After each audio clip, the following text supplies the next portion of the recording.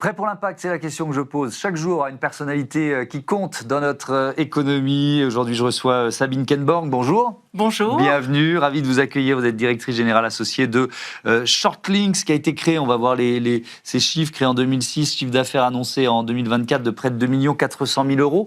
C'est quoi Shortlinks? Qu'est-ce que vous proposez? Shortlinks est une agence de design narratif qui accompagne les entreprises dans leur transformation, dans leur récit, avec au cœur du réacteur ce langage universel qui est le design, donc le design au sens anglo-saxon, donc une force d'innovation, avec un savoir-faire aussi narratif. Nous aurons l'occasion de reparler des mots, des nouveaux récits. On va parler de nouveaux imaginaires, on va parler de nouveaux récits, évidemment, oui, parce que c'est un enjeu très important. Est-ce que vous pouvez nous donner quelques exemples d'entreprises que vous accompagnez et dont le discours a changé, est en train de changer en profondeur? Oui, alors nous accompagnons des entreprises principalement dans le secteur de la grande conso, notamment l'alimentaire.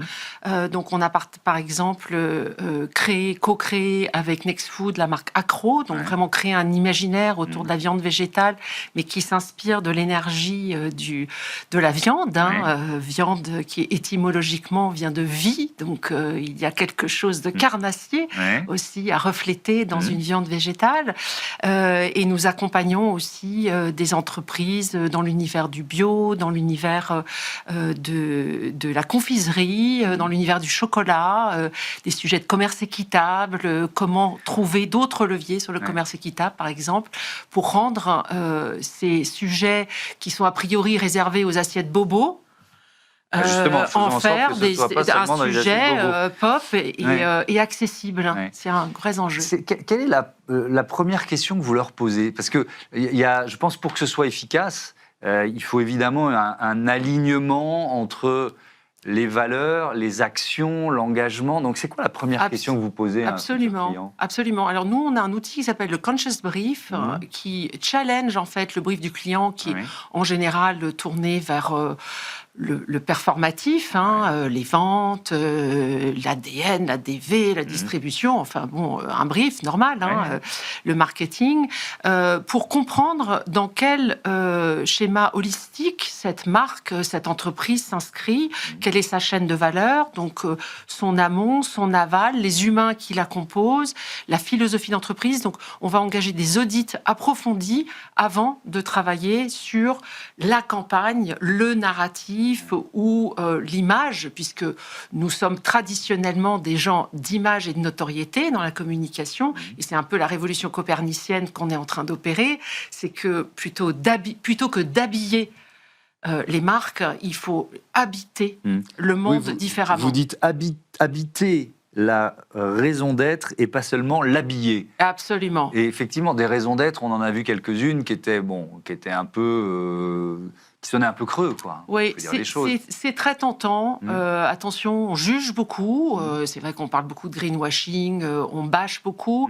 Je crois que l'important, c'est d'être en marche. On fait aussi beaucoup d'expérimentation. Beaucoup d'entreprises cheminent et essaient de bien faire. Alors, il y a cette espèce de bénévolence qu'on appelle un peu la bienveillance, qui est le terme un peu wishy-washy qu'Aristote appelait l'amitié feignante. Donc, il faut trier ses déchets, il faut pas boire trop d'alcool, il faut aussi donc la contrainte. Vous voyez qu'on vit dans un langage de contrainte aujourd'hui, de doute, là où mon idée et mon motto, c'est vraiment de redonner de la liberté aux humains, que ce soit eux qui puissent décider. Quand vous avez 91% des consommateurs qui ont conscience de l'urgence climatique et pourtant 20% agissent réellement dans leur quotidien, on voit bien qu'il y a quelque chose qu'on n'a pas réussi à transformer. Et alors justement, vous avez participé à la Convention des entreprises pour le climat sur les nouveaux imaginaires. Alors on a reçu beaucoup d'entreprises qui participent à la CEC, notamment sur le nouveau imaginaire, mais il y a plein de thématiques, et notamment des entreprises qui font évoluer leur modèle économique, qui sont allées jusque-là. Qu'est-ce que ça vous apporte, un moment comme celui-là, une convention, enfin cette convention des entreprises pour le climat? Alors en tant que communicant, je crois qu'on a un énorme besoin de formation en hard skills, en technologie, technicité d'abord, parce que la RSE, c'est un sujet aussi de calcul, de reporting, et nous, on est plutôt des créatifs, donc les maths et les tableaux, c'est pas trop notre truc. Donc, il faut qu'on maille notre aspiration à la poésie, à la création, à créer des nouveaux imaginaires avec la réalité. Donc, la Convention des entreprises pour le climat, elle vous forme, elle vous ancre dans cette réalité qu'aujourd'hui, au sein de notre collectif, l'Irrésistible Alliance du Donut, on schématise par la théorie du Donut. On va en parler. L'Alliance du Donut, on va le raconter dans un instant. Donc, retrouver d'autres chefs d'entreprise, comprendre d'autres réalités, sortir un peu de sa communauté. Vous savez qu'on est beaucoup dans l'entre-soi.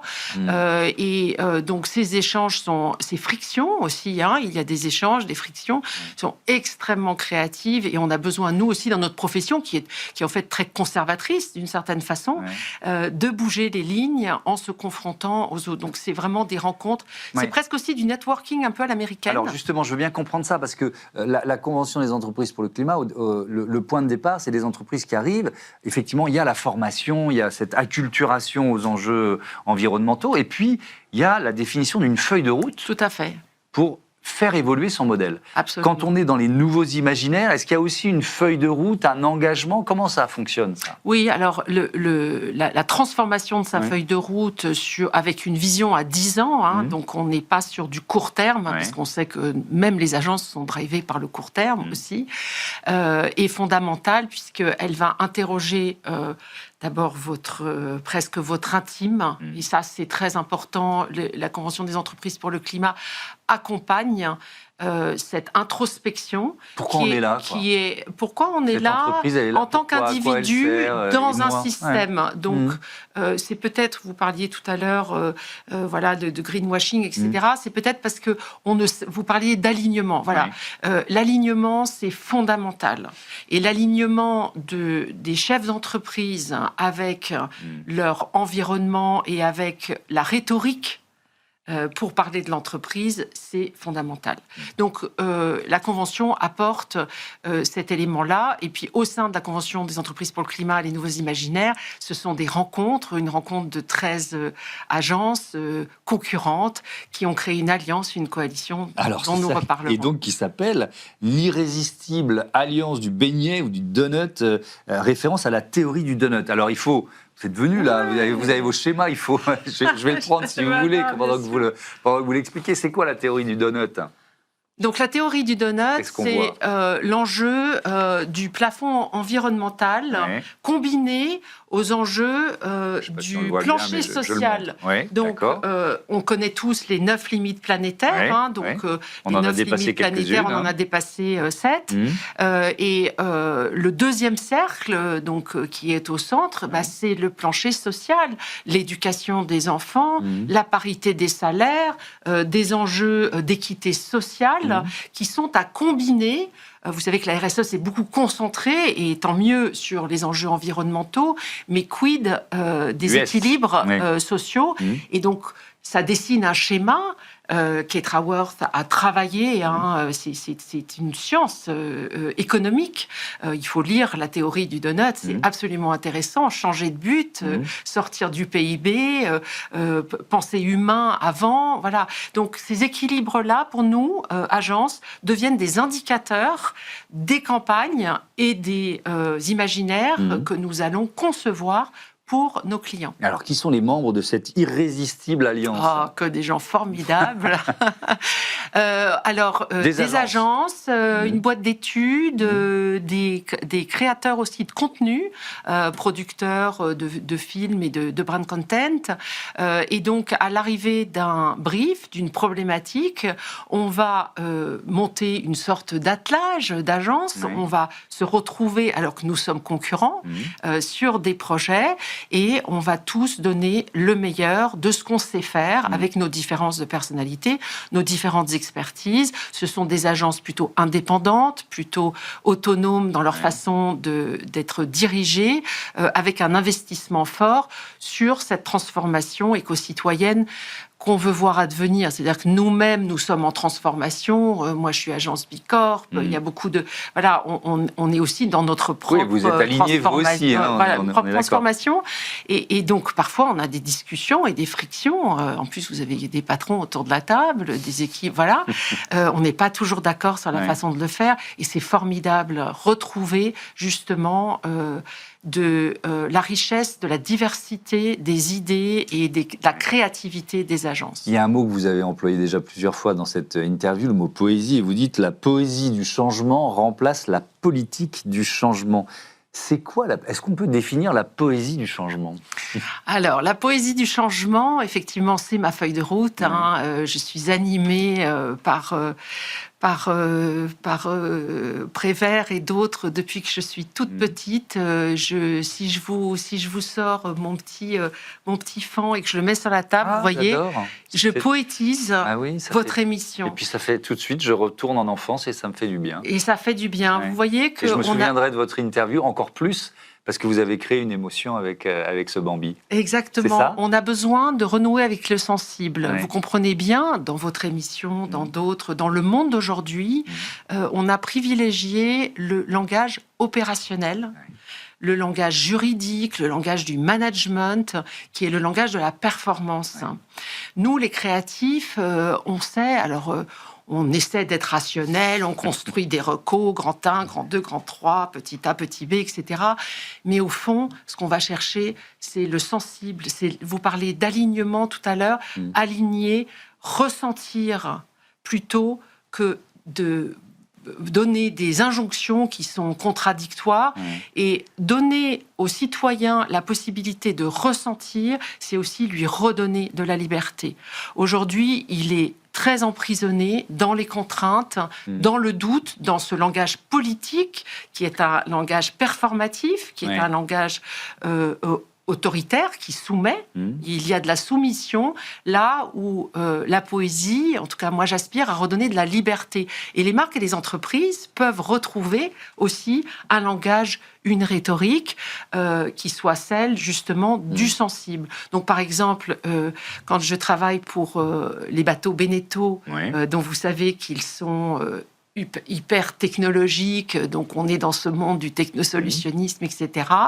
Ils m'ont confié un travail de poétisation de leur ligne éditoriale, donc de créer des moments de respiration.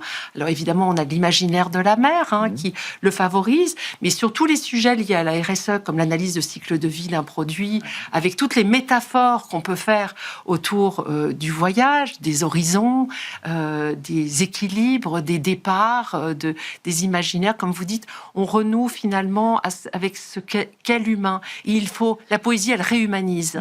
Avec une question alors qui est beaucoup plus prosaïque, mais qui est de voir comment ces nouveaux récits, ces nouveaux imaginaires dont vous nous parlez, peuvent modifier nos habitudes de consommation. Parce que c'est ça l'objectif. Absolument. La poésie, et c'est en ça que c'est une poétique du changement, elle est là pour...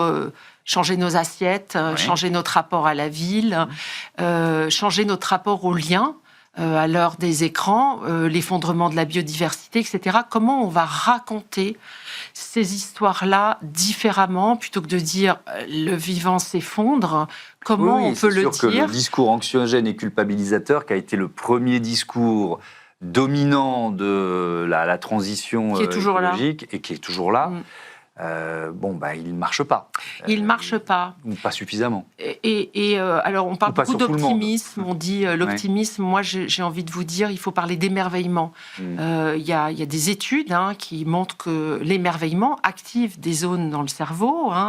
La poésie, la musique active des zones dans le cerveau qui favorisent la transformation des comportements. Donc, une injonction, un claim qui dirait faites ci, faites ça, et qui l'habillerait de façon plutôt jolie, c'est bien, mais ça ne suffit pas à faire contact avec le sensible. Mais je suis totalement d'accord avec vous, mais dans l'acte de consommation, il y a quoi? Il y a d'abord le prix, il y a éventuellement la beauté, la sensation qu'on peut avoir avec le produit. Souvent, l'enjeu environnemental, l'impact carbone, le cycle de vie, ça vient... Ça vient derrière, loin derrière, quoi. mais parce que nous sommes des cerveaux cartésiens. Mais si je vous dis que manger du jardin bio, qui est une marque, c'est aussi cultiver son jardin, et que je vous entraîne. Alors vous allez me dire, mais je vous embête parce que malheureusement, on voit bien que c'est une combinaison. Si ce bio-là, il coûte toujours 20% plus alors, cher. Il faut qu'il est accessible. Non, mais justement, ça va toujours être l'assiette bobo dont on parlait tout à l'heure, et on n'aura pas réussi. Hein. C'est vrai, mais c'est pour ça que c'est un équilibre. On parlait d'équilibre du donut tout à l'heure. C'est un équilibre entre des arguments rationnels, qui sont des arguments des engagements éthiques, d'innocuité, de santé, et des fragments ou peut-être des respirations poétiques qui vont aussi apporter de la respiration. Vous voyez, ce mot respiration, il a l'air de rien, mais si je laisse un silence entre nous, on sent différemment les mots, on les ressent différemment. Vous pouvez vous approprier ce que je dis, je peux m'approprier ce que vous dites,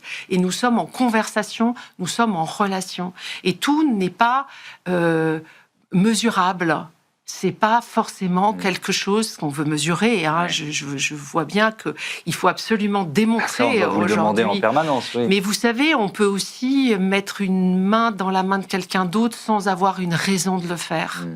Et c'est peut-être ça, à l'ère de l'IA, de l'hyper-technologisation du monde et la robotisation. Friend.com, avec qui je discutais hier, vous savez, ce collier qui est promu dans le métro où les affiches se font arracher, on voit bien qu'il y a une forme de résistance douce des humains à dire la relation, le lien, c'est sacré, l'humain, c'est sacré. Sans lui donner de connotation. De sens religieux, forcément. Il faut changer les héros, faire un monde plus beau. Il y a tellement à faire et croire en ça, c'est croire en l'espoir aussi. On a besoin de croire en cette poésie. Est-ce que ça passe aussi par... puisqu'on parle de consommation, par le don, l'entraide, la place que ces notions, que ces actions prennent dans notre économie et dans nos actions de consommateurs aussi. Absolument, la coopération, des produits d'échange où la monnaie et la confiance. Alors, je pense à Home Exchange. Tout à l'heure, vous interrogiez sur les équipements de... Faites pas tomber le petit Bambi. Hein. C'est la poésie. Mon bureau, mais il vit aussi. Il vit aussi avec nous. Il peut aussi tomber et avoir ses moments de faiblesse, ce petit Bambi poétique. Oui. Non, mais vous parliez d'équipements électriques dans l'émission précédente. Les gens ont envie d'aider. Il y a une vraie joie, un vrai bonheur à coopérer et à s'entraider. Bon, Pablo Servigne a beaucoup écrit sur la question. Et donc les marques l'intègrent, la société de la convivialité. Vous proposez aux marques que vous conseillez d'intégrer ces notions d'entraide, de don. De contre-don, donner, recevoir, rendre, font aussi partie de la nature humaine. On pense que la compétition drive le monde, que la performance drive le monde, et on voit... chez les créatifs, notamment, il y a cette aspiration à donner sans forcément calculer le coût de la création. Vous savez, c'est un peu le problème de nos métiers. C'est combien coûte la création, combien coûte l'art, combien coûte la poésie, combien coûte ce que nous apportons encore, puisque les agences auraient pu disparaître. Pourquoi les agences existent encore ? Parce qu'elles savent travailler en collectif. Sinon, ça ferait longtemps que les clients auraient intégré le savoir-faire créatif au sein de leurs entreprises. Donc, cette capacité à travailler ensemble, ce que nous chérissons à l'irrésistible alliance du Beignet, c'est aussi une aventure humaine. Et je réutilise ce mot d'humain, pas dans un esprit de bénévolence un peu vide de sens, mais vraiment dans l'idée de proposer une alternative aux annonceurs par cette approche coopérative de coalition d'agences. Alors, il y a un principe dans l'émission. L'invité du grand entretien pose une question à celui ou celle qui va lui succéder. C'était Laïla Mamou qui était à votre place la semaine dernière, directrice de l'engagement citoyen au Crédit Agricole Personal Finance and Mobility. On l'écoute. Bonjour Sabine. Alors ma question pour vous, c'est comment construire des récits responsables qui ne soient pas des slogans et qui poussent réellement à changer au quotidien les comportements et qui amènent des preuves. Je veux bien qu'on s'arrête sur le mot preuve, parce que ça rejoint un peu ce que vous disiez tout à l'heure sur des chiffres, une évaluation, etc. Et ça rejoint aussi la notion de transparence ou d'alignement. C'est-à-dire qu'on va demander quoi? À une marque de prouver que son engagement est réel. Alors, la question de la preuve, évidemment, elle se pose, de mon point de vue, après une question d'alignement. C'est-à-dire que souvent, on va communiquer les preuves avant d'avoir trouvé son alignement. On pourrait parler de raison d'être, mais bon, le terme est un peu galvaudé. L'alignement est derrière une éthique de vérité, une éthique d'authenticité. Moi, je crois au retour de l'authenticité dans un monde qui en a plus que jamais besoin. Je crois aussi que l'ère du mensonge va continuer à faire des dégâts, mais au fond de la boîte de Pandore, il y a l'espoir. Ne l'oublions pas. Donc, ce langage de preuve, c'est aussi à la fois un alignement dans sa rhétorique, mais aussi un chemin, une trajectoire de preuve qu'il faut afficher clairement. Alors justement, on l'affiche où, on l'affiche comment, on va jusqu'où dans la transparence? Parce que ça peut être une dictature, la transparence aussi. Alors c'est une dictature, c'est aussi une accumulation d'allégations, notamment sur les packaging. Aujourd'hui, entre le Nutri-Score, le Planet Score, les tampons, les Bicorp, les bio, etc. Bon, le consommateur est extrêmement perdu. Alors, il demande des preuves, mais en même temps, il dit « je comprends plus rien ». Donc, c'est pour ça que la vraie question de fond, c'est quelle est la consistance, quel est l'état d'esprit, quelle est ma rhétorique aussi, comment je veux être au monde. Et donc, les preuves peuvent venir aussi dans un second temps. Elles ne sont pas forcément affichées dans cette approche elles sont presque pas forcément de fasting. Sur le packaging, mais elles peuvent être. On sait qu'elles sont disponibles. On sait qu'elles sont disponibles. Oui. Mais encore une fois, c'est une question de langage. Certains vont adopter un langage parce que ça leur ressemble, certaines entreprises, certaines marques, parce que ça leur ressemble de rentrer dans ce qu'on appelle la convention de la catégorie, qui est d'avoir une liste de preuves. D'autres vont travailler un fond de brand equity, vraiment de posture de marque et de stratégie d'entreprise qui va pouvoir se passer de cette dimension de preuve. Donc je crois que l'alignement, encore une fois, j'ajouterais aussi cette recherche de liberté, voir le consommateur comme un citoyen qui va être libre et pas comme quelqu'un qui va absolument systématiquement fact-checker tout ce qu'on lui dit. Il faut retrouver de la confiance. Et retrouver de la confiance, c'est un bon équilibre entre un discours de preuve, mais aussi un alignement, une vision de la marque qu'on veut être pour le monde, pour la société et pour l'environnement et le vivant. Vous avez aussi lancé des médias. Il y en a un qui s'appelle Poétique Choc. Voilà. On est de nouveau dans la poésie. Et puis il y en a un autre qui s'appelle... il est où? Rose Ponsable. Rose Ponsable, oui, vous voyez. Alors, c'est quoi l'idée? Qu'est-ce que vous proposez dans ces médias? Ce sont des médias expérimentaux, un peu sous la forme de fanzines, avec on réunit un collectif d'artistes, de poètes, d'illustrateurs, et on retravaille à la main. On découpe. Alors, on sort des ordinateurs. Vous savez que nos métiers sont quand même un peu ravagés par ce qu'on appelait la PAO, puis alors maintenant avec Nano Banana et tous ces trucs, on a oublié le manuel, on a oublié le bricolage. C'est du plaisir quand on crée et qu'on voit le résultat de sa création. C'est un vrai plaisir, et pour les créatifs, c'est extrêmement régénérant. On imprime en risographie, la risographie qui est une technique japonaise. On va aussi associer des artistes, des poètes. Donc le numéro que vous avez entre les mains, le fanzine Poétique Choc, il va traiter de malbouffe. On a aussi des clients qui écrivent. Donc Bonduel a écrit par exemple 2 poèmes, un haïku végétal et un veggie shift dans notre rubrique comment on fait de l'assiette végé, aussi un acte de résistance. Haïku végétal, conserve en hiver, au bout de toutes les fourchettes, l'été qui revient. Voilà, merci Céline et Jeanne. Ouais. Et donc, ce travail qui est expérimental, hein, qui est partagé aussi avec nos clients, avec nos partenaires, avec l'Alliance du Beignet, nous permet aussi de produire un acte créatif qui est le nôtre, qui est aussi notre design narratif, et nous permet aussi d'innover, parce que nous-mêmes, en tant qu'agence, nous sommes challengés sur ces enjeux d'innovation dans nos métiers. On est en transformation, on ne peut pas se transformer en travaillant uniquement sur nos clients, il faut aussi qu'on mène notre propre R&D, vous direz les spécialistes de l'innovation. Est-ce que c'est une façon de lutter aussi contre la place de plus en plus importante que l'intelligence artificielle peut prendre dans les processus de marque, de campagne de pub, etc. C'est une résistance douce. Douce et poétique. On n'est pas contre, hein. On a besoin d'intelligence artificielle. Ça peut être un outil. C'est renouer avec aussi cette authenticité, ce ressenti. Vous voyez, quand on touche, quand on sent,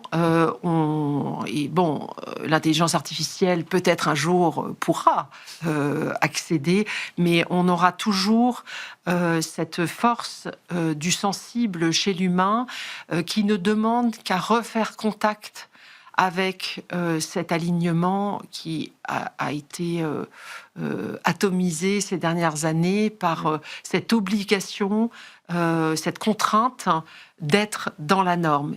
La liberté, hein, à l'heure du développement des tyrannies, est un point aussi que nous-mêmes, communicants, pouvons défendre. Et ce sont des actes, vous êtes des fanzines, ce sont des actes de résistance aussi créative. On termine là-dessus, la liberté. Merci beaucoup Sabine Kenborg et à bientôt sur Be Smart for Change. On passe tout de suite à notre rubrique Startup et Innovation.